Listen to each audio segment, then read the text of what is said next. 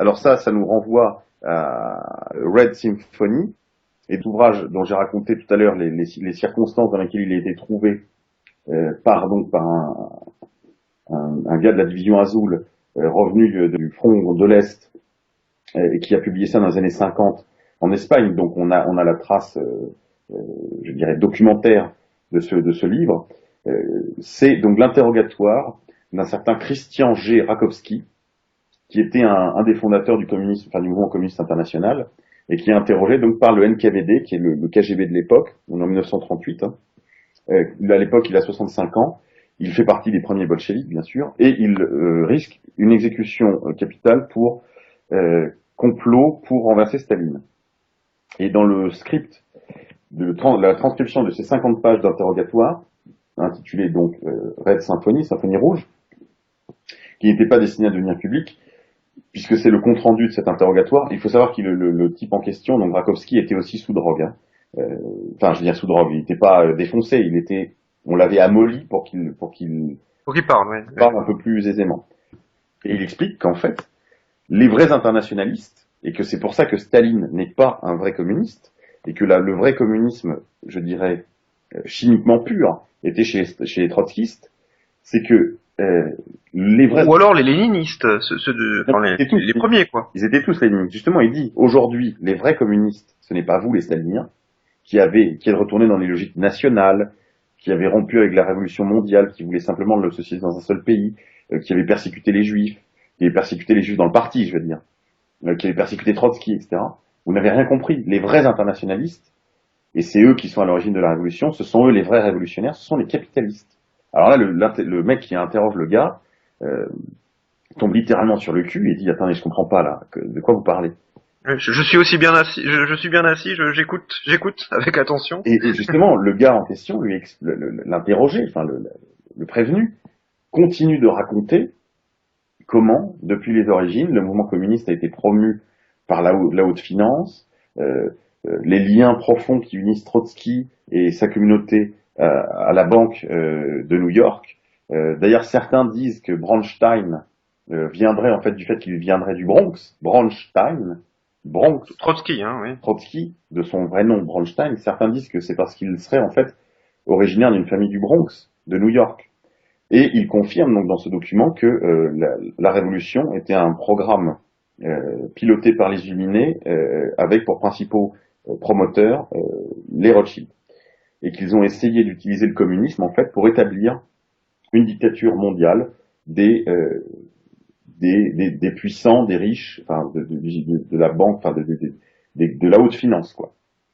Et c'est peut-être un des documents les plus importants de l'histoire moderne, encore qu'il soit très peu connu, puisqu'il révèle que beaucoup des événements qui auront eu lieu par la suite ont eu pour promoteur, simplement, je dis pas qu'ils contrôlent tout, je dis juste que ils ont mené leur jeu, un jeu extrêmement cynique, extrêmement caché et sinistre.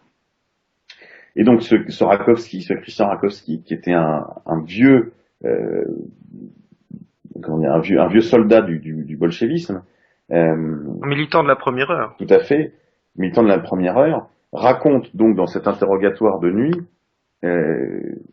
des choses absolument ahurissantes pour qui n'a jamais entendu parler de ces choses. Rakowski devait sauver sa vie et il fallait qu'il en dise suffisamment pour que les staliniens aient envie de le garder, mais pas trop pour qu'ils aient pas envie de le tuer en tant que traître. Donc il a essayé de naviguer entre ces deux objectifs, enfin ces deux contraintes, et il s'agissait pour lui de gagner la confiance de ses interrogateurs de manière à ce qu'ils le gardent en vie. Lui était accusé de trotskisme, donc il explique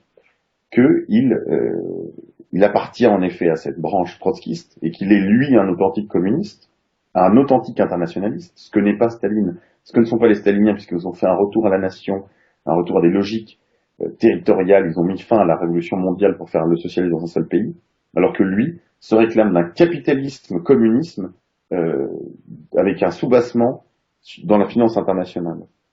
Et il confirme que le mouvement révolutionnaire a été désigné pour provoquer une révolution mondiale avec l'agitation du collectivisme, du socialisme, etc., afin d'établir une société féodale sur laquelle pourraient enfin régner, sans partage, les banquiers mondiaux.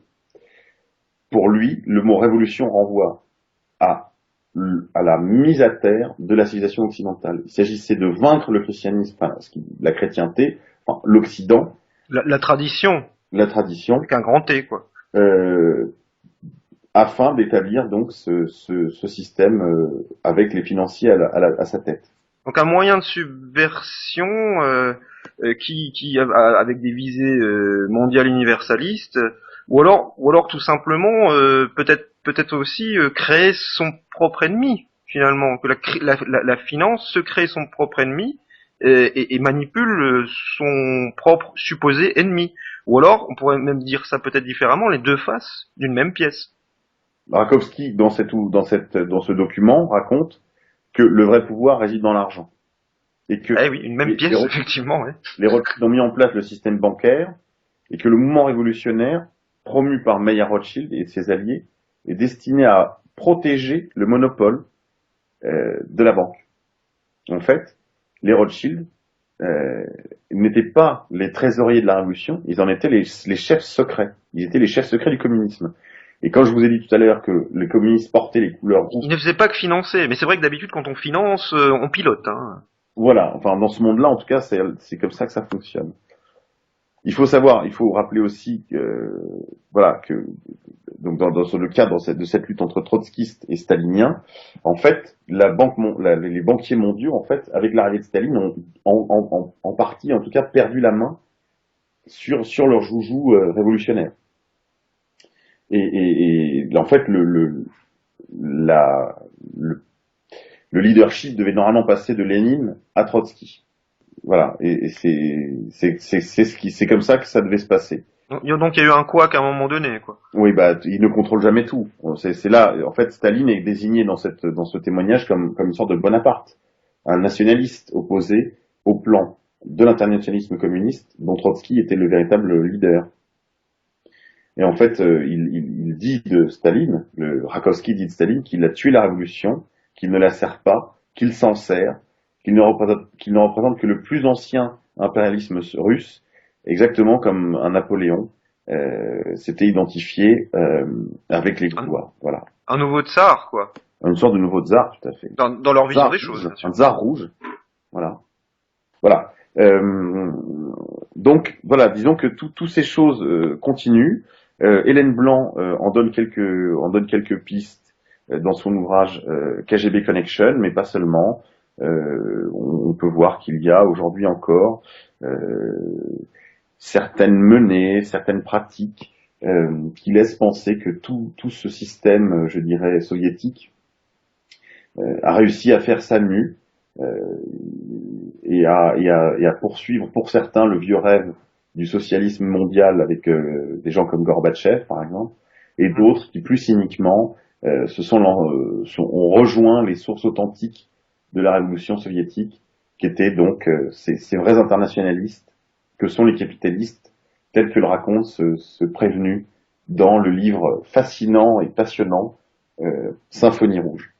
Et, très intéressant. Hein. Et ça, c'est vraiment c'est là qu'on voit les connexions entre, je dirais, le monde de l'occulte, dont les Rothschild sont sans doute, d'une certaine manière, les grands prêtres, et la conspiration à ciel ouvert, et encore que pas toujours à ciel ouvert, qu'a constitué le système soviétique.